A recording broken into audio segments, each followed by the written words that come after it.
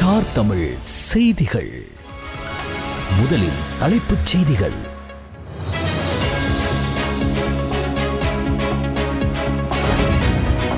முன்னாள் ஜனாதிபதி ரணில் விக்ரமசிங்க கைது செய்யப்பட்டார்.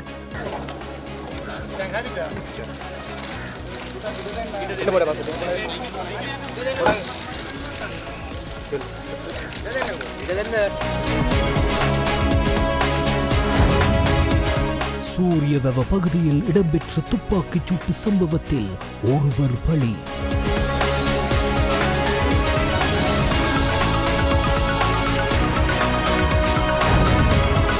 தபால் தொழிற்சங்கங்கள் ஆரம்பித்துள்ள பணி புறக்கணிப்பு 5வது நாளாகவும் இன்றும் தொடர்கிறது.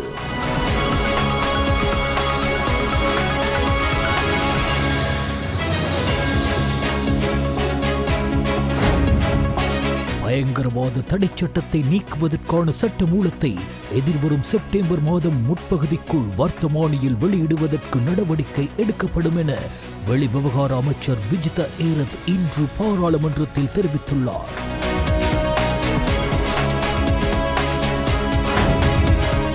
முன்னாள் அமைச்சர் அகில விராஜ் காரியவசம் லஞ்சம் மற்றும் ஊழல் விசாரணை ஆணைக்குழுவில் இன்று முன்னிலையாகினார்.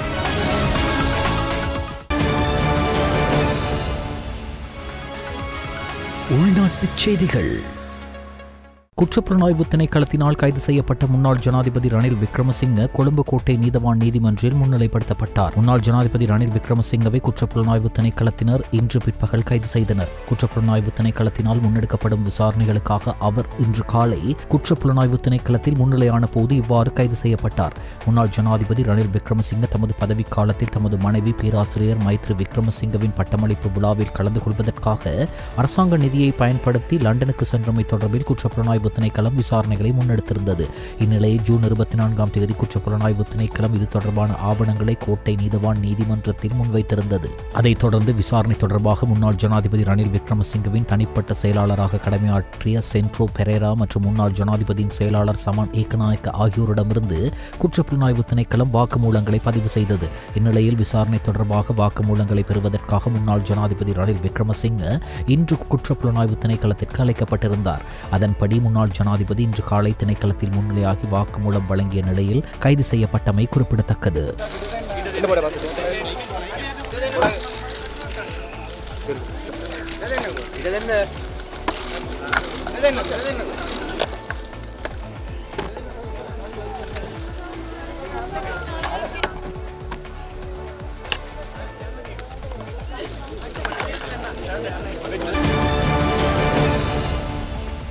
முன்னாள் அமைச்சர் அகில விராஜ் காரியவசம் லஞ்சம் மற்றும் ஊழல் விசாரணை ஆணைக்குழுவில் முன்னிலையாகினார். வாக்குமூலம் வழங்குவதற்காக அவர் இன்று முற்பகல் குறித்த ஆணைக்குழுவில் முன்னிலையாகினார். சிறிகொத்தவில் உள்ள ஐக்கிய தேசிய கட்சியின் தலைமையகத்தின் புனரமைப்பு பணிகளுக்கு ஊழியர்களை ஆட்சேர்ப்பு செய்தமை தொடர்பான விசாரணைகளுக்கு வாக்குமூலம் வழங்குவதற்காக அவர் இன்றைய தினம் குறித்த ஆணைக்குழுவில் முன்னிலையானதாக தெரிவிக்கப்படுகின்றது.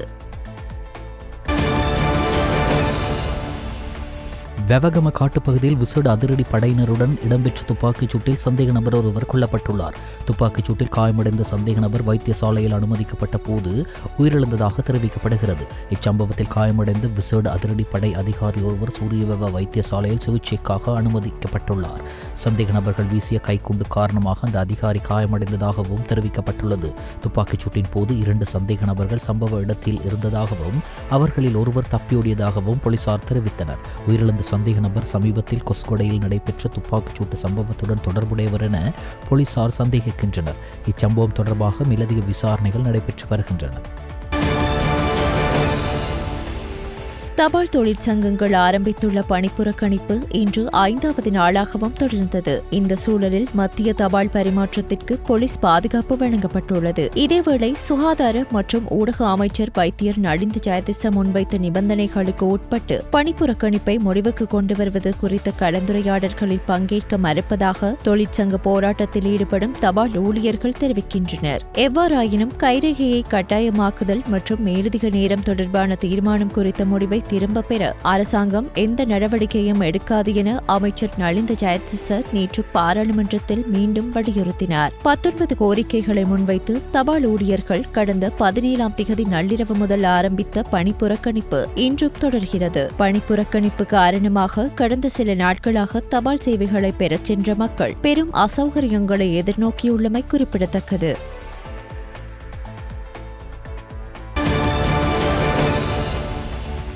பயங்கரவாத தடைச் சட்டத்தை நீக்குவதற்கான சட்டமூலத்தை எதிர்வரும் செப்டம்பர் மாதம் முதற் பகுதிக்குள் வர்த்தமானியில் வெளியிடுவதற்கு நடவடிக்கை எடுக்கப்படும் என வெளிவிவகார அமைச்சர் விஜித் ஹேரத் தெரிவித்துள்ளார். வடக்கு கிழக்கு மற்றும் மலையகத்தில் வாழும் தமிழ் மக்கள் எதிர்கொள்ளும் மனித உரிமை பிரச்சினைகள் தொடர்பான சபை ஒத்திவைப்பு வேலை பிரேரணை பாராளுமன்ற உறுப்பினர் சிவஞானம் ஸ்ரீதரனால் இன்று பாராளுமன்றத்தில் முன்வைக்கப்பட்டது. இந்த விவாதத்தில் கலந்து கொண்டு உரையாற்றும் போதே வெளிவிவகார அமைச்சர் விஜித் ஹேரத் இந்த விடயத்தை குறிப்பிட்டார். ஐக்கிய நாடுகளின் மனித உரிமைகள் பேரவை வலியுறுத்தும் வரை அல்லாமல் எமது கொள்கை பிரகடனத்தில் கூறியதை போன்று பயங்கரவாத தடை சட்டத்தை நீக்குவதற்கு அரசாங்கம் நடவடிக்கை எடுக்கும். அது தொடர்பில் ஆராய அரசாங்கம் ஆட்சி அமைத்து குறுகிய காலப்பகுதியில் தனியான குழு ஒன்றை நியமிக்கப்பட்டது. பல்வேறு சந்தர்ப்பங்களில் கூடியிருந்தது. திருத்தங்கள் கொண்டுவரப்பட்டு இந்த மாதத்திற்கு இறுதி செய்யப்பட்டு செப்டம்பர் ஆரம்ப பகுதிக்குள் பயங்கரவாத தடை சட்டத்தை நீக்கும் சட்டமூலத்தை வர்த்தமானியில் பிரசுரிப்பதற்கு நடவடிக்கை எடுக்கப்படும். பயங்கரவாத தடை சட்டம் தற்போது அமுலில் உள்ளது. அந்த சட்டத்தின் ஊடாக இனம் மதம் என்ற அடிப்படையில் எவரும் கைது செய்யப்படவில்லை. மாறாக ஒழுங்கமைக்கப்பட்ட குற்றங்களில் ஈடுபடும் நபர்களை கைது செய்வதற்காக பயன்படுத்தப்படுகின்றது. அந்த சட்டத்தை திருத்தம் செய்ய மற்றும் மாற்ற வேண்டிய அவசியம் உள்ளதை நாம் ஏற்றுக்கொள்கின்றோம். அதில் எவ்வித மாற்று கருத்தும் இல்லை. போதைப்பொருள் மற்றும் ஒழுங்கமைக்கப்பட்ட குற்றங்களில் ஈடுபடும் நபர்களை கைது செய்ய புதிய சட்டம் ஒன்று அறிமுகப்படுத்தப்படும் எனவும் வெளி விவகார அமைச்சர் விஜித் ஹேரத் பாராளுமன்றத்தில் தெரிவித்தார்.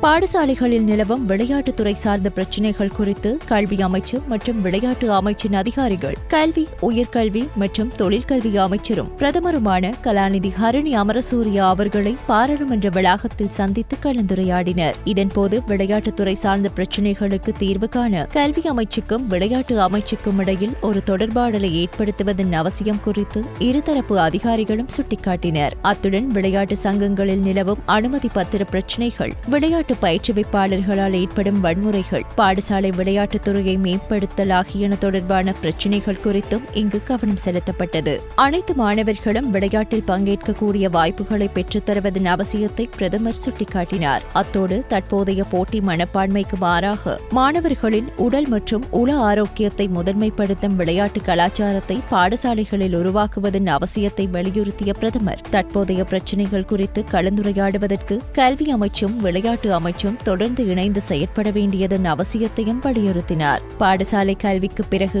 உயர்கல்விக்காக விளையாட்டுத் துறையில் கல்வி பயிலும் மாணவர்கள் மற்றும் சர்வதேச போட்டிகள் தொடர்பான பிரச்சினைகள் குறித்தும் இங்கு கலந்துரையாடப்பட்டது. அத்துடன் விளையாட்டு போட்டிகளுக்கான விண்ணப்பங்களின் போது கணினி தரவு முறைமையூடாக விண்ணப்பிக்க வேண்டியதன் அவசியம் குறித்தும் இங்கு கவனம் செலுத்தப்பட்டது. இச்சந்தர்ப்பத்தில் கல்வி, உயர்கல்வி மற்றும் தொழிற்கல்வி அமைச்சின் செயலாளர் நாலக கழுவிவ, கல்வி உயர்கல்வி பிரதி அமைச்சர் வைத்தியர் மதுர செனவிரத்ன, மேலதிக செயலாளர் உத்தாரா திகும்புர, விளையாட்டு மற்றும் இளைஞர் விவகார அமைச்சர் சுனில் குமாரகமகே, விளையாட்டு மற்றும் இளைஞர் விவகார பிரதி அமைச்சர் சுகத் திலகரத்ன, தேசிய விளையாட்டு சபை தலைவர் பிரியந்த ஏகநாயக்க உட்பட கல்வி, விளையாட்டு மற்றும் இளைஞர் விவகார அமைச்சின் அதிகாரிகளும் கலந்து கொண்டனர். சுற்றுச்சூழல் முன்னோடி ஜனாதிபதி பதக்கம் வழங்கும் விழா ஜனாதிபதி அனுரகுமார திசாநாயக்க தலைமையில் கொழும்பு பண்டாரநாயக்க ஞாபகார்த்த சர்வதேச மாநாட்டு மண்டபத்தில் நேற்று முற்பகல் நடைபெற்றது. சுற்றுச்சூழல் பாதுகாப்பு மற்றும் முகாமைத்துவம் பற்றி அறிவுள்ள மாணவர்களுக்கு ஜனாதிபதி பதக்கங்களை வழங்கி அவர்களை பாராட்டுவதற்காக மத்திய சுற்றாடல் அதிகார சபை மற்றும் கல்வி அமைச்சு இணைந்து சுற்றுச்சூழல் முன்னோடி ஜனாதிபதி பதக்கம் வழங்கும் விழாவை ஆண்டுதோறும் ஏற்பாடு செய்கின்றன. இம்முறை 11வது தடவையாக நடைபெற்ற சுற்றுச்சூழல் முன்னோடி ஜனாதிபதி பதக்கம் வழங்கும் விழாவில் 192 சுற்றுச்சூழல் முன்னோடிகள் ஜனாதிபதி அனுரகுமார திசாநாயக்கவிடமிருந்து ஜனாதிபதி பதக்கங்களை பெற்றனர்.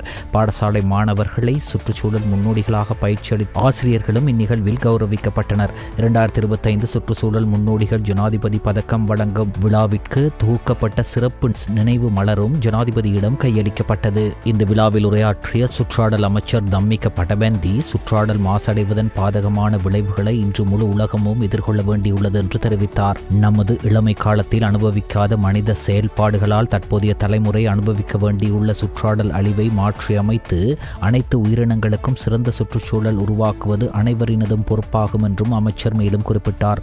தற்போதைய அரசாங்கத்தின் கொள்கை அறிக்கை சுற்றுச்சூழலை பாதுகாப்பதில் முதன்மையான கவனம் செலுத்தும் பல திட்டங்களை அறிமுகப்படுத்தியுள்ளது என்று கூறிய அமைச்சர், அதன் முக்கிய திட்டங்களில் ஒன்றான கிளீன் ஸ்ரீலங்கா வேலை திட்டம் தற்போது வலுவாக செயற்படுத்தப்பட்டுள்ளதாகவும் தெரிவித்தார். இயற்கைக்கும் அபிவிருத்திக்கும் இடையிலான சமநிலையை பேணி மக்களின் வாழ்க்கையை முன்னேற்றுவதே ஜனாதிபதி தலைமையிலான அரசாங்கத்தின் திட்டம் என்று சுட்டிக்காட்டிய அமைச்சர், எதிர்கால சந்ததியினருக்கு இன்று வாழும் சூழலை விட ஆரோக்கியமான பசுமையான சூழலை விட்டுச் செல்லும் திட்டத்தில் வலுவான முன்னோடிகளாக செயல்படுமாறு பதக்கம் வென்ற அனைவரையும் கேட்டுக்கொண்டார்.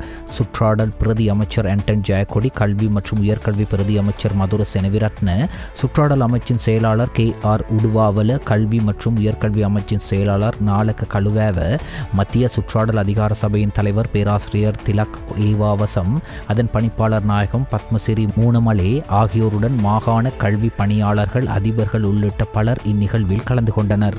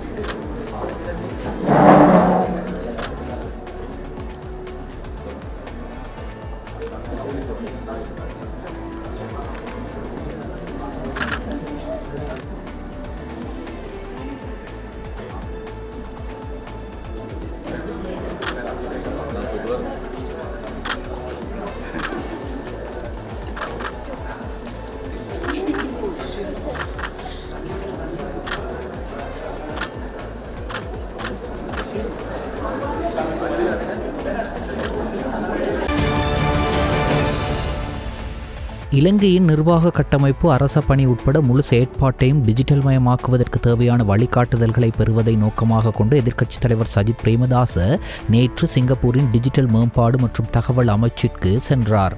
தற்பொழுது சிங்கப்பூருக்கு மேற்கொண்டிருக்கும் சுற்றுப்பயணத்தின் போது இந்த நிகழ்வு நடந்தது. இதன்போது ஸ்மார்ட் நேஷனாக மாறுவதற்கான சிங்கப்பூரின் முன்னோடி பயணம் பற்றிய விரிவான கலந்துரையாடலில் எதிர்க்கட்சித் தலைவர் சஜித் பிரேமதாச பங்கேற்றார்.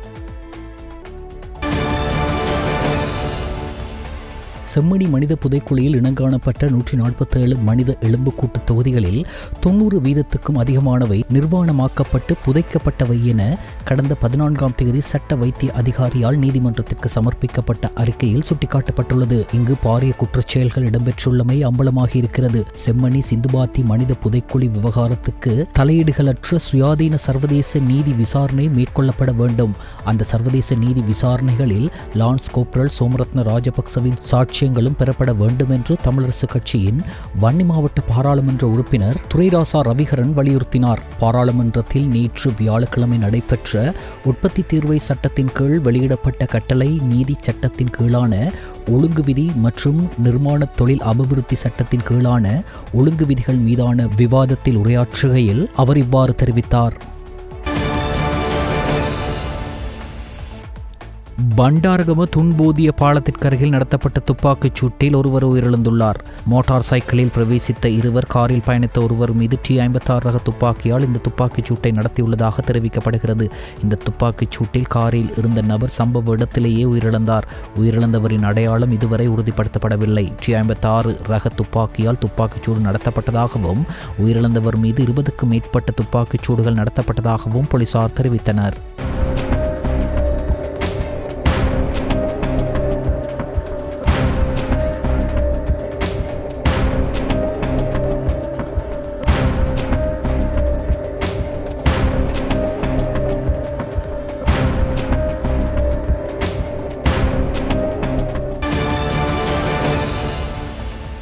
பயிர் செய்கையின் பாதிப்பை நிர்வகிக்கும் செயற்பாட்டை முறைமைப்படுத்தும் நோக்கில் தானிய செய்கைக்கான காப்பீட்டு திட்டத்தை அறிமுகப்படுத்த விவசாயம் மற்றும் கால்நடை வளங்கள் காணி மற்றும் நீர்ப்பாசன அமைச்சு நடவடிக்கை எடுத்துள்ளது. உளுந்து, பச்சை பயிறு, கவுப்பி, வேர்க்கடலை, குரக்கன், கொள்ளு, சோளம் உள்ளிட்ட பயிர்களுக்கு இந்த சலுகை காப்பீட்டு திட்டம் அறிமுகப்படுத்தப்பட்டுள்ளது. அதன்படி கவுப்பி செய்கையில் ஈடுபடும் விவசாயிகள் ஒரு ஏக்கருக்கு 4200 ரூபாவை காப்பீடு செய்யும் போது இயற்கை பேரழிவுகள், நோய்கள் மற்றும் பூச்சிகளால் ஏற்படும் பாதிப்பு மற்றும் காட்டு யானைகளால் இந்த செய்கைக்கு ஏற்படும் சேதத்திற்கு ஒரு ஏக்கருக்கு 60,000 ரூபாய் காப்பீட்டு இழப்பீடு வழங்க திட்டமிடப்பட்டுள்ளது. இது தவிர பச்சை பயிறு செய்கையில் ஈடுபடும் விவசாயிகள் ஒரு ஏக்கருக்கு 5,600 ரூபாவை காப்பீடு செய்யும் போது ஏற்படும் பாதிப்புகளுக்கு ஒரு ஏக்கருக்கு 80,000 ரூபாவை இழப்பீடாக பெற்றுக்கொள்ள முடியும் எனவும் அமைச்சு குறிப்பிட்டுள்ளது. காட்டு யானைகளால் அச்சுறுத்தல் காணப்படும் மாவட்டங்களிலும் பயிர்களுக்கு சேதம் ஏற்பட்டால் இழப்பீடு வழங்கும் நோக்கில் இந்த மானிய காப்பீட்டு திட்டம் அறிமுகப்படுத்தப்பட்டுள்ளது. தேசிய போலீஸ் ஆணைக்குழுவில் உறுப்பினர் பதவிக்கான வெற்றிடத்தை நிரப்புவதற்கு ஆர்வமும் தகுதியும் உள்ளவர்களிடமிருந்து விண்ணப்பங்கள் கோரப்படுகின்றன. விண்ணப்ப படிவம் www.parliament.lk இணையதளத்தில் தேசிய போலீஸ் ஆணைக்குழுவிற்கான உறுப்பினர்கள் நியமனம் என்ற துரித இணைப்பில் வழங்கப்பட்டுள்ள விண்ணப்ப படிவத்தின்படி தயாரிக்கப்பட வேண்டும். முறையாக பூர்த்தி செய்யப்பட்ட விண்ணப்பங்கள் 2025 செப்டம்பர் 4ஆம் தேதிக்கு முன்னர் பதிவு தபால் மூலம் அரசியலமைப்பு பேரவையின் பதில் செயலாளர் நாயகம், அரசியலமைப்பு பேரவை அலுவலகம், இலங்கை பாராளுமன்றம், ஸ்ரீ ஜெயவர்தன கோட்டை என்ற முகவரிக்கு அல்லது constitutionalcouncil@parliament.lk என்ற மின்னஞ்சல் முகவரிக்கு அனுப்பப்பட வேண்டும். கடித உரையின் இடது பக்க மேல் மூலையில் அல்லது மின்னஞ்சலின் விடயத்தில் தேசிய போலீஸ் ஆணைக்குழுவின் உறுப்பினர் பதவிக்கான நியமனம் என குறிப்பிடப்பட வேண்டும். மேல் மாகாணத்தில் 5 பேரில் ஒருவர் நீரிழிவு நோயால் பாதிக்கப்பட்டுள்ளதாக வைத்திய நிபுணர் மாணிக்க சுமணதிலக தெரிவித்துள்ளார். இலங்கை வைத்திய சங்கத்தால் ஏற்பாடு செய்யப்பட்ட ஊடகவியலாளர் சந்திப்பில் பங்கேற்று உரையாற்றிய அவர் அதிகப்படியான சீனி நுகர்வு இந்த நிலைக்கு வழிவகுத்துள்ளதாக கூறினார். இங்கு மேலும் கருத்து தெரிவித்த அவர் இதய நோய் மற்றும் உயர் இரத்த அழுத்தம் அதிகமாக உள்ளது. தொற்றா நோய்களும் வேகமாக அதிகரித்து வருகின்றன. 80% இறப்புகள் தொற்றா நோய்களால் ஏற்படுகின்றன. உணவு செரிக்கப்பட்டு குளுக்கோஸாக உறிஞ்சப்படுகிறது. இதனால் நீரிழிவு உட்பட பல நோய்கள் வருகின்றன. பருமனான குழந்தைகளிடையே நீரிழிவு நோய் பரவலாக உள்ளது. இலங்கை அதிக சீனி உட்கொள்ளும் நாடுகளில் ஒன்றாகும். ஒரு நபர் ஒரு வருடத்தில் 25 முதல் 30 கிலோ வரை சீனியை உட்கொள்கிறார். வயது வந்தவர் ஒரு நாளைக்கு 3 அல்லது 4 தேக்கரண்டி சீனியை உட்கொள்கிறார் என்றார். இதேவேளை நாட்டில் உள்ள குழந்தைகளிடையேயும் சீனி நுகர்வு அதிகரித்துள்ளதாக இந்த ஊடக சந்திப்பில் கலந்து கொண்ட இலங்கை வைத்திய சங்கத்தின் வைத்திய நிபுணர் சுரந்த பெரேரா குறிப்பிட்டுள்ளார்.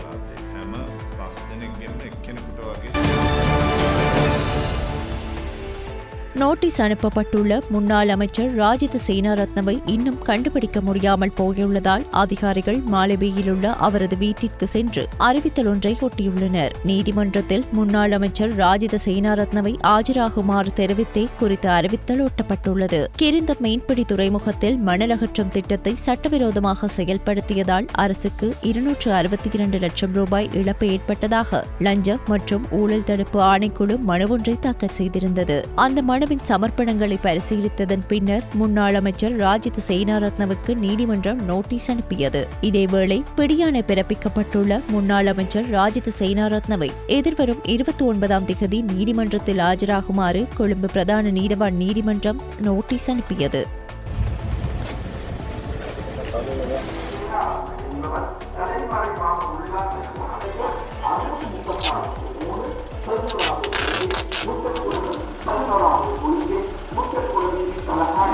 විදේශීය සමාගමක් වන්නේ ඉල්ලුම් නොකර ව්‍යාපෘති යෝජනාවක් අවිධිමත්ව අනුමැතිය ලබා දීම හා කැලින් යාත්‍රාවක් අවදිමත්ව බදු ලබා දී ඇති බවට වූ පැමිණිල්ලට උත්තර දීම සඳහා එකී නෞකාර හැරඹගේ ප්‍රාන්ත හයිස්කන්ධ සේනාරත්නයන් අය අල්ලා ගැනීම පිණිස වූ වාරන්තුවක් නිකුත්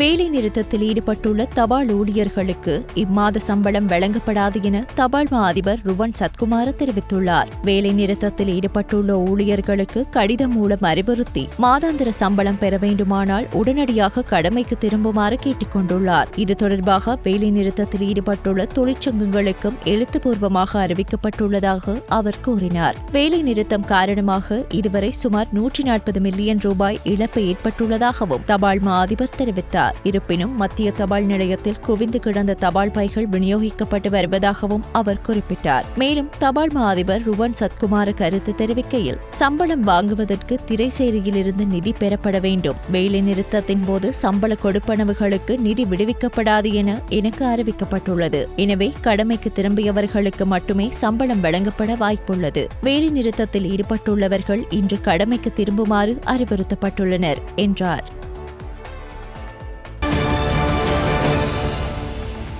மஸ்கலிய போலீஸ் பிரிவுக்குட்பட்ட சாமிமலை கல்தோணி பகுதியில் உள்ளூரில் தயாரிக்கப்பட்ட துப்பாக்கி மற்றும் அதற்கு பயன்படுத்தப்படும் தோட்டாக்களுடன் சந்தேக நபர் ஒருவரை நேற்றிரவு கைது செய்துள்ளதாக போலீசார் தெரிவித்துள்ளனர்.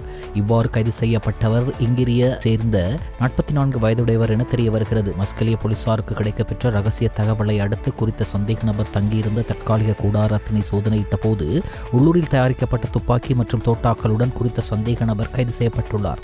இந்நிலையில் கைது செய்யப்பட்ட சந்தேக நபரை ஆக்ஷன் நீதிமன்றில் முன்னிலை படுத்த நடவடிக்கை எடுக்கப்பட்டுள்ளதாகவும் விசாரணைகளை மேற்கொண்டு வருவதாகவும் மஸ்கலிய போலீசார் தெரிவித்துள்ளனர். யாழ் மயிலிட்டி துறைமுகத்தை நவீன துறைமுகமாக மாற்றியமைப்பதற்குரிய நடவடிக்கை வெகு விரைவில் ஆரம்பிக்கப்பட உள்ளது. அதேபோல் கிழக்கில் வாழைச்சேனை துறைமுகமும் விஸ்தரிக்கப்பட உள்ளது என்று கடற்றொழில் நீரியல் மற்றும் கடல் வளங்கள் அமைச்சர் ராமலிங்கம் சந்திரசேகர் தெரிவித்தார். கொழும்பில் கடற்றொழில் நீரியல் மற்றும் கடல் வளங்கள் அமைச்சின் நேற்று இடம்பெற்ற ஊடகவியலாளர் சந்திப்பில் கலந்து கொண்டு உரையாற்றும் போதே அவர் இவ்வாறு தெரிவித்தார். இது தொடர்பில் அவர் மேலும் கூறியதாவது, எமது அமைச்சின் கீழ் பல்வேறு வேலை திட்டங்கள் முன்னெடுக்கப்பட்டு வருகின்றன.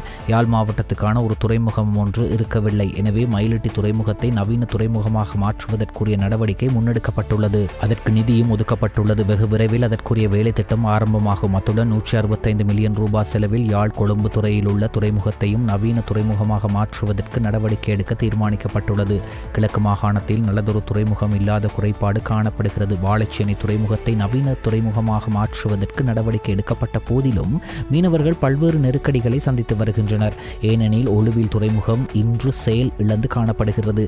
விஞ்ஞானபூர்வமான ஆய்வின்றி கட்ட வேண்டும் என்பதற்காகவே குறித்த துறைமுகம் நிர்மாணிக்கப்பட்டுள்ளது. இதனால் வாழைச்சேனை துறைமுகத்தை நோக்கியே மீனவர்கள் படையெடுத்து வருகின்றனர். எனவே வாழைச்சேனை துறைமுகத்தை மேலும் விஸ்தரிப்பதற்குரிய நடவடிக்கை அடுத்த வருடம் ஆரம்பிக்கப்படும். இதற்காக 1127.5 மில்லியன் ரூபாய் ஒதுக்கப்பட்டுள்ளது என்றார்.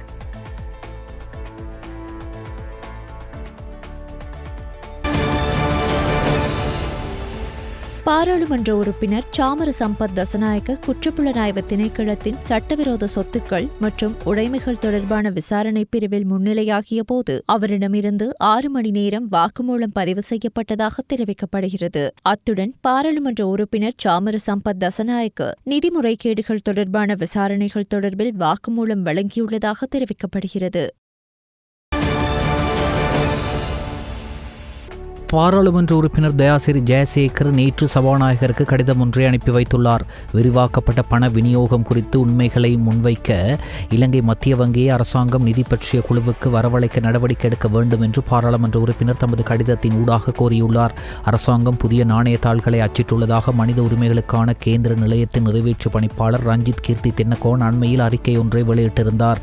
அதனை கடந்த செவ்வாய்க்கிழமை பிரதி அமைச்சர் அனில் ஜெயந்த பாராளுமன்றத்தில் நிராகரித்திருந்தார். தற்போதைய காலகட்டத்தில் எந்தவொரு நாணய அச்சிடலிலும் அரசாங்கம் ஈடுபடவில்லை எனவும் அதற்கான சட்ட ரீதியான அனுமதி அரசாங்கத்திற்கு இல்லை எனவும் அவர் குறிப்பிட்டார்.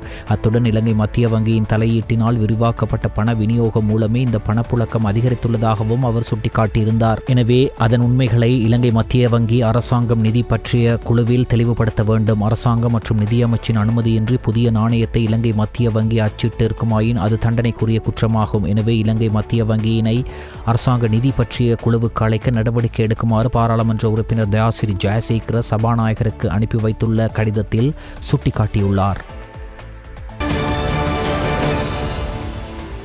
வாக்குவாதத்தை தொடர்ந்து கூறிய ஆயுதத்தால் ஒருவரை குத்திக் கொன்றதற்காக 43 வயதான முச்சக்கர வண்டி சாரதி ஒருவருக்கு கொழும்பு மேல் நீதிமன்றம் மரண தண்டனை விதித்தது. கொழும்பு மேல் நீதிமன்ற நீதிபதி மகேஷ் வீரமன் இந்த தீர்ப்பை வழங்கினார். 2010 ஆண்டு மார்ச் 2ஆம் தேதியன்று கெலனியில் ராய் பீரிஸ் என்ற நபரை ஆயுதத்தால் குத்திக் கொன்ற வழக்கில் குற்றவாளி என நிரூபிக்கப்பட்ட ஒருவருக்கே இவ்வாறு மரண தண்டனை விதிக்கப்பட்டது. நீண்ட விசாரணைக்கு பிறகு தீர்ப்பை அறிவித்த கொழும்பு மேல் நீதிமன்ற நீதிபதி மகேஷ் வீரமன் பிரதிவாதிக்கு எதிராக வழக்கு தொடுப்பவர்களால் சுமத்தப்பட்ட குற்றச்சாட்டுகள் சந்தேகத்திற்கு இடமின்றி நிரூபிக்கப்பட்டுள்ளதாக கூறினார். அதன்படி இந்த தண்டனை விதிக்கப்படுவதாக நீதிபதி தனது தீர்ப்பில் தெரிவித்தார்.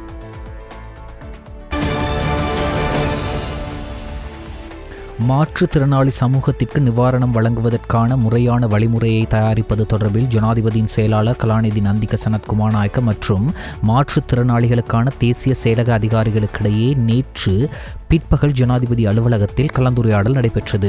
மாற்றுத்திறனாளிகளுக்கான ஜனாதிபதி நிதியத்தால் வழங்கப்படும் சேவைகளை மேலும் விரிவுபடுத்தல் மற்றும் முறையாக வழங்குதல் மற்றும் மாற்றுத்திறனாளிகளுக்கான தேசிய செயலகத்துடன் இணைந்து திட்டங்களை செயற்படுத்தல் குறித்து இதன்போது கவனம் செலுத்தப்பட்டது. மாற்றுத்திறனாளிகளுக்கு வழங்கப்படும் மருத்துவ உதவிகளை அதிகரிப்பது, அவர்களை வலுவூட்டுவதற்கு தேவையான உபகரணங்களை வழங்குதல், அந்த குடும்பங்களில் உள்ள பிள்ளைகளின் கல்வியை தொடர்ச்சியாக முன்னெடுக்க உதவி வழங்குதல், மாற்றுத்திறனாளி பிள்ளைகளுக்கு கல்விக்கான உதவிகளை வழங்குதல் போன்றவற்றை ஜனாதிபதி நிதியத்தின் ஊடாக முன்னெடுக்கவும் தற்போது வழங்கப்படும் சேவைகளை மேலும் செயற்திறனுடன் மேற்கொள்ளவும் நடவடிக்கை எடுப்பதாக ஜனாதிபதியின் செயலாளர் கலாநிதி நந்திக சனத்குமார் தெரிவித்தார். ஜனாதிபதியின் சிரேஷ்ட மேலதிக செயலாளரும் ஜனாதிபதி நிதியத்தின் செயலாளருமான ரஷான் கமகே, மாற்றுத்திறனாளிகளுக்கான தேசிய செயலகத்தின் பணிப்பாளர் ஜெயமாலி சி விக்ரமாராட்சி மற்றும் ஜனாதிபதி நிதியத்தின் அதிகாரிகள் இந்த கலந்துரையாடலில் பங்கேற்றனர். சமூகத்திற்கு நிவாரணம் வழங்குவதற்கான முறையான வழிமுறையை தயாரிப்பது தொடர்பில் ஜனாதிபதியின் செயலாளர் கலாநிதி நந்திக சனத்குமார் மற்றும் மாற்றுத்திறனாளிகளுக்கான தேசிய செயலக அதிகாரிகளுக்கிடையே நேற்று பிற்பகல் ஜனாதிபதி அலுவலகத்தில் கலந்துரையாடல் நடைபெற்றது. மாற்றுத்திறனாளிகளுக்கான ஜனாதிபதி நிதியத்தால் வழங்கப்படும் சேவைகளை மேலும் விரிவுபடுத்தல் மற்றும் முறையாக வழங்குதல் மற்றும் மாற்றுத்திறனாளிகளுக்கான தேசிய செயலகத்துடன் இணைந்து திட்டங்களை செயற்படுத்த குறித்து இதன் போது கவனம் செலுத்தப்பட்டது. மாற்றுத்திறனாளிகளுக்காக வழங்கப்படும் மருத்துவ உதவிகளை அதிகரிப்பது, அவர்களை வலுவூட்டுவதற்கு தேவையான உபகரணங்களை வழங்குதல், அந்த குடும்பங்களில் உள்ள பிள்ளைகளின் கல்வியை தொடர்ச்சியாக முன்னெடுக்க உதவி வழங்குதல், மாற்றுத்திறனாளி பிள்ளைகளுக்கு கல்விக்கான உதவிகளை வழங்குதல் போன்றவற்றை ஜனாதிபதி நிதியத்தின் ஊடாக முன்னெடுக்கவும் தற்போது வழங்கப்படும் சேவைகளை மேலும் செயற்திறனுடன் மேற்கொள்ளவும் நடவடிக்கை எடுப்பதாக ஜனாதிபதியின் செயலாளர் நந்திக சனத்குமார் தெரிவித்தார். ஜனாதிபதியின் சிரேஷ்ட மேலதிக செயலாளரும் ஜனாதிபதி நிதியத்தின் செயலாளருமான ரஷான் கமகே, மாற்றுத்திறனாளிகளுக்கான தேசிய செயலகத்தின் பணிப்பாளர் ஜெயமாலி ஸ்ரீ விக்ரமாராட்சி மற்றும் ஜனாதிபதி நிதியத்தின் அதிகாரிகள் இந்த கலந்துரையாடலில் பங்கேற்றனர். பயாகழ பகுதியில் குழாயொன்றில் மறைத்து வைக்கப்பட்டிருந்த ஹெரோயின் போதைப்பொருள் தொகையுடன் ஒருவரை களுத்துறை போலீஸ் விசேட பணியக அதிகாரிகள் கைது செய்துள்ளனர். சந்தேக நபர் மற்றொரு நபருக்கு ஹெரோயினை வழங்குவதற்காக குழாயில் மறைத்து எடுத்து சென்றதாக கிடைத்த தகவலின் அடிப்படையில் இந்த சுற்றிவளைப்பு மேற்கொள்ளப்பட்டதாக போலீசார் தெரிவித்தனர். கைப்பற்றப்பட்ட போதைப் பொருளின் மதிப்பு சுமார் 20 மில்லியன் ரூபாய் என அதிகாரிகள் தெரிவித்தனர். கைது செய்யப்பட்டவர் குடா பயாகழ பகுதியைச் சேர்ந்த 44 வயதுடைய நபராவார். குறித்த குழாயை ஆய்வு செய்த போது அதில் 1 கிலோகிராம் 175 கிராம் ஹெரோயின் இருந்ததாக போலீசார் தெரிவித்தனர். கடல் வழியாக படகுகள் மூலம் கொண்டுவரப்பட்ட இந்த போதைப் பொருள் மொத்தமாக விநியோகிக்கப்பட்டதாக சந்தேக நபரின் வாக்குமூலத்தில் தெரியவந்ததாக போலீசார் தெரிவித்தனர்.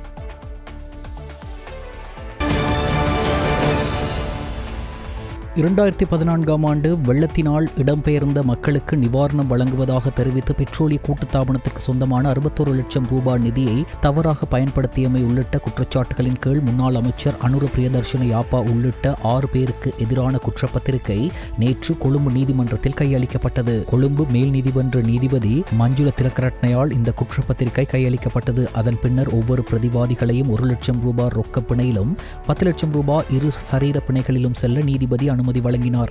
மேலும் பிரதிவாதிகளின் கைரேகைகளை பதிவு செய்து அறிக்கை பெறுமாறு இதன் போது நீதிபதி உத்தரவு பிறப்பித்தார். இதற்கமைய இந்த வழக்கு எதிர்வரும் அக்டோபர் 1ஆம் தேதி விசாரணைக்கு முந்தைய மாநாட்டுக்கு அழைக்க நீதிபதி உத்தரவிட்டார். தபால் துறை போராட்டத்திற்கு அடிபணிய போவதில்லை என்று அமைச்சர் நலிந்த ஜெயதிச அறிவித்துள்ளார். தபால் சேவையின் வருமானத்தில் 70% சம்பளம் வழங்குவதற்கும் மேலதிக நேர கொடுப்பனவுக்கும் செலவாகிறது. ஆகவே பெரும் சம்பளத்துக்கு உத்தியோகத்தர்கள் பொறுப்பு கூற வேண்டும். மேலதிக நேர கொடுப்பனவு அங்கீகரிக்கப்பட மாட்டாது. மத்திய தபால் பரிவர்த்தனை நிலையத்தில் கைரேகை ஸ்கேனர் இயந்திரம் நிச்சயம் பொருத்தப்படும். அரசியல் நோக்கத்துடனான போராட்டத்திற்கு அடிபணிய போவதில்லை என சுகாதாரம் மற்றும் ஊடகத்துறை அமைச்சர் நலிந்த ஜெயதிச தெரிவித்தார். இடைவேளைக்கு பின்னர் செய்திகள் தொடரும்.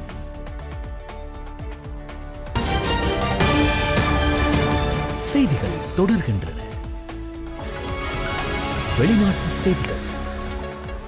காசா பகுதியில் தற்போது தடுத்து வைக்கப்பட்டுள்ள அனைத்து பணைய கைதிகளையும் விடுவிப்பதற்கான பேச்சுவார்த்தைகளை நடத்த இஸ்ரேலிய பிரதமர் பெஞ்சமின் நெத்தன்யாகு விருப்பம் தெரிவித்துள்ளதாக சர்வதேச ஊடகங்கள் தெரிவித்துள்ளன. ஹமாஸ் போர் நிறுத்த திட்டத்திற்கு ஒப்புக்கொண்டதாக அறிவித்ததன் பின்னணியில் இஸ்ரேலிய பிரதமர் பெஞ்சமின் நெத்தன்யாகு பணைய கைதிகளை விடுவிப்பதற்கான பேச்சுவார்த்தைக்கு இணக்கம் தெரிவித்துள்ளதாக கூறப்பட்டுள்ளது. இருப்பினும் காசா பகுதியை கைப்பற்றுவதற்கான தனது நடவடிக்கையை இஸ்ரேல் தொடங்கியுள்ளமையும் குறிப்பிடத்தக்கது.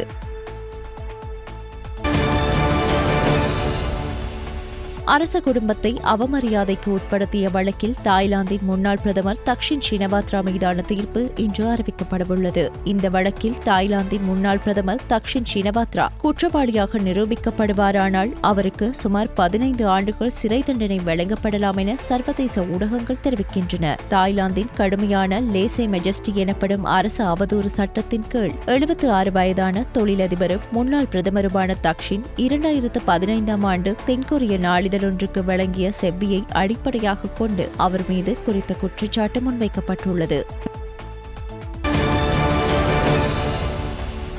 யுக்ரைன் மீது ரஷ்யா இந்த ஆண்டின் 3வது பெரிய தாக்குதலை நடத்தியுள்ளதாக வெளிநாட்டு ஊடகங்கள் தெரிவித்துள்ளன. இதுகுறித்து யுக்ரைன் விமானப்படை கூறியதாவது: மேற்கு யுக்ரைனை குறிவைத்து 574 ட்ரோன்கள், 40 பாலிஸ்டிக் மற்றும் குரூஸ் வகை ஏவுகணைகளை பயன்படுத்தி ரஷ்யா தாக்குதல் நடத்தியது. இதில் ஒருவர் உயிரிழந்ததோடு 15 பேர் காயமடைந்தனர். மேற்கத்தைய நட்பு நாடுகளின் ராணுவ உதவி பொருட்கள் சேமித்து வைக்கப்பட்டுள்ள இடங்களை இலக்காக கொண்டு இந்த தாக்குதல் நடத்தப்பட்டது என்று விமானப்படை தெரிவித்தது. ரஷ்ய ஜனாதிபதி புட்டினுடன் அலாஸ்காவிலும், உக்ரைன் ஜனாதிபதி விளாடிமிர் செலன்ஸ்கியுடன் வெள்ளை மாளிகையிலும் ட்ரம்ப் அண்மையில் பேச்சுவார்த்தை நடத்தினார். அதையும் மீறி இந்த தீவிர தாக்குதலில் ரஷ்யா ஈடுபட்டுள்ளதாக தெரிவிக்கப்பட்டுள்ளது. இதுகுறித்து ரஷ்ய பாதுகாப்பு அமைச்சு வெளியிட்டுள்ள அறிக்கையில் யுக்ரைனின் ராணுவ மற்றும் தொழில்துறை இலக்குகளை மட்டுமே குறிவைத்து தாக்கியதாகவும் பொதுமக்கள் வசிக்கும் பகுதிகளை இலக்காகவில்லை என்று தெரிவிக்கப்பட்டுள்ளது. அமைதி பேச்சுவார்த்தைகளுக்கு ரஷ்யா தயாராக இல்லை என்பதை இந்த தாக்குதல் காட்டுவதாக செலன்ஸ்கி குற்றம் சாட்டியுள்ளதாக தெரிவிக்கப்பட்டுள்ளது.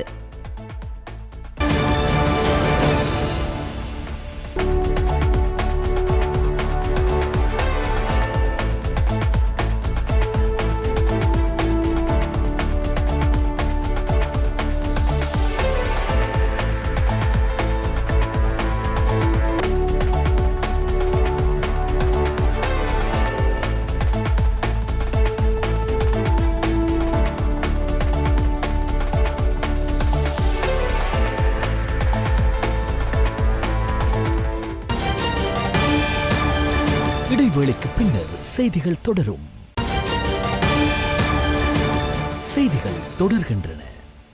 வடக்கு, வடமத்திய, மத்திய, ஊவா மற்றும் கிழக்கு மாகாணங்களில் எதிர்வரும் நாட்களில் இடியுடன் கூடிய மழை பெய்ய சாதகமான வளிமண்டல நிலைமைகள் உருவாகி வருவதாக வளிமண்டலவியல் திணைக்களம் தெரிவித்துள்ளது. இன்று காலை வெளியிடப்பட்ட வானிலை அறிக்கையின்படி வடக்கு, வடமத்திய, மத்திய, ஊவா மற்றும் கிழக்கு மாகாணங்களிலும் அமந்தோட்ட மாவட்டத்திலும் பிற்பகல் 1 மணிக்கு பின்னர் மழை அல்லது இடியுடன் கூடிய மழை பெய்யக்கூடும். மேல் மற்றும் சப்ரஹ்மா மாகாணங்களிலும் காலி மற்றும் ஆத்தர மாவட்டங்களிலும் லேசான மழை பெய்ய வாய்ப்புள்ளதாக திணைக்களம் குறிப்பிட்டுள்ளது. இடியுடன் கூடிய மழையுடன் தற்காலிகமாக வீசக்கூடிய பலத்த காற்று மற்றும் மின்னல் தாக்கத்தால் ஏற்படும் ஆபத்துக்களை குறைக்க தேவையான முன்னெச்சரிக்கை நடவடிக்கைகளை எடுக்குமாறு பொதுமக்கள் கேட்டுக் கொள்ளப்படுகின்றனர்.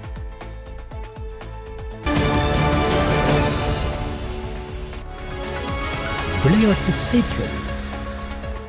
இங்கிலாந்து கிரிக்கெட் அணி அடுத்த ஆண்டு ஜனவரி மற்றும் பிப்ரவரி மாதங்களில் இலங்கைக்கு சுற்றுலா பயணம் மேற்கொள்ளவுள்ளது. இங்கிலாந்து கிரிக்கெட் அணி குறித்த காலப்பகுதியில் இலங்கை அணிக்கு எதிராக 3 போட்டிகள் கொண்ட சர்வதேச ஒருநாள் கிரிக்கெட் தொடர் மற்றும் 3 போட்டிகளை கொண்ட 20-20 கிரிக்கெட் போட்டித் தொடர் என்பவற்றில் விளையாடவுள்ளது. ஹாரி புரூக் தலைமையிலான இங்கிலாந்து அணி ஜனவரி 22ஆம் தேதி முதல் 27ஆம் தேதி வரையான காலப்பகுதியில் 3 ஒருநாள் சர்வதேச கிரிக்கெட் போட்டிகளில் விளையாடவுள்ளது. அத்துடன் ஜனவரி 30ஆம் தேதி முதல் பிப்ரவரி 3ஆம் தேதி வரையான காலப்பகுதியில் 20-20 கிரிக்கெட் போட்டிகளிலும் விளையாடவுள்ளதாக தெரிவிக்கப்படுகிறது. இந்த நிலையில் போட்டி இடம்பெறவுள்ள மைதானங்கள் ஸ்ரீலங்கா கிரிக்கெட் நிறுவனத்தால் உரிய சந்தர்ப்பத்தில் அறிவிக்கப்படும் என்று இங்கிலாந்து மற்றும் வேல்ஸ் கிரிக்கெட் சபை தெரிவித்துள்ளது.